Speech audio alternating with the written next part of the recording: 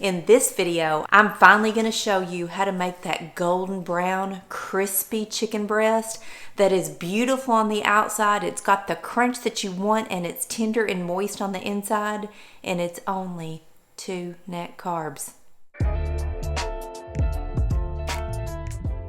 So tonight for dinner, my husband wanted a buffalo chicken salad. So this is the perfect video to show you all how to make that golden brown, crispy, crusted chicken that is tender and juicy on the inside, beautiful and exactly what you want on the outside, and it only has 2 net carbs. Yes, it does. But the possibilities really are endless with this chicken. Once you know how to make it and you have the secret ingredient, you could make chicken Caesar salad. I've shown you how to make your own Caesar salad from scratch that will knock your socks off. I will link that video in the description box below if you want to go back and watch it. You could also use this chicken recipe for Parmesan chicken. And there are so many things that you can make with this chicken. Once you have the chicken down, sky's the limit. But tonight, I'm making buffalo chicken salad. I'm going to saute my chicken so that it's beautiful and brown and crispy. I'm going to show you how to do a hard-boiled egg in the air fryer. Did you know that you could do that? So let's get going. I got all my ingredients I need to prep because my husband's going to be home soon and we're going to want to eat. So the secret to perfectly crispy, moist and tender chicken is to pound your chicken breast so that it's thin and all of your pieces of chicken are the same thickness. You don't want one fat chicken and one thin chicken because they're going to cook at different times. So lay them out on a cutting board, put a little piece of cling wrap on top and take a meat mallet and just pound your chicken till they're all about the same. Then, the secret ingredient. I would love to know what you think I'm going to say at this point. It's not breadcrumbs. Y'all know I'm eating low carb. This is what I used to put on my chicken, or Panko crumbs, because it makes the most beautiful golden crispy crust.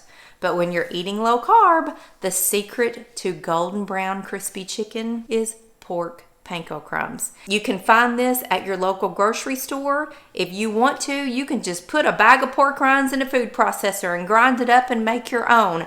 But tonight I'm using this. It's so convenient. It is ready for me anytime I want to do chicken, and it's pork Panko and it is 0 carbs. But let me show you how to prepare and cook your chicken so that it turns out perfect every single time. So once you have your chicken breast cleaned, pounded, and they're ready to go, you want to get 3 small mixing bowls out. In your first mixing bowl, put just about a 1/4 cup of flour. In a second bowl, you want to beat 1 egg and add a couple tablespoons of water and whip it up really good because you want a very watery consistency, not a thick egg. In your third bowl, fill it with Panko crumbs and a little bit of grated Parmesan cheese. Season your chicken with salt and pepper and first lightly dip it into that flour mixture. You're just gonna barely coat your chicken. The flour is what allows your egg wash to adhere to your chicken so that your pork Panko crumbs will stick. If you skip the step with the flour and try to go straight to the egg is just going to slide right off the chicken, and then your pork Panko crumbs are not going to stick. So this is really where your 2 carbs come from. It's in this little bit of flour. This chicken is so good. I always make extra so that I have it for lunch or dinner the next day. So somebody said to me years ago, work smarter, not harder, and that's exactly what you can do with this fantastic chicken. Plan 2 nights in a row where you can use your chicken, or 1 night and then lunch for the next day, and make plenty of chicken so that you are good to go. So I want a hard-boiled egg in my buffalo chicken salad, and I'm going to do this in the air fryer. Preheat your air fryer to 275 degrees. Once it's ready, simply put your eggs inside, leaving space around all of the eggs that you're doing so that the air can circulate around the eggs and cook them all at the same temperature. Cook your eggs at 275 degrees for about 13 to 15 minutes. I like the yolks of my hard-boiled eggs well done. If you don't, you can take your eggs out sooner. We need an ice bath standing at the ready, so when our eggs are done in the air fryer, we're going to quickly drop them into the ice bath to stop the cooking. Let your eggs soak in the ice bath for 4 to 5 minutes until they are cooled down but not chilled. You can remove them from the ice bath and start to peel them. You want to start peeling your egg at the bottom on the fattest part. This is where your air bubble will typically go when you cook your eggs in the air fryer. Pop your egg around on your countertop and roll it around to crack that shell, and they'll just peel super easy. So once you have your chicken dipped and it's sitting to the side ready to go, you want to take a skillet, put 2 tablespoons of butter in the skillet, get them hot, and you can also add a dab of olive oil if you would like to. Once your butter and olive oil are hot, put your chicken into the skillet and let it cook until it is beautifully golden brown, and then turn your chicken over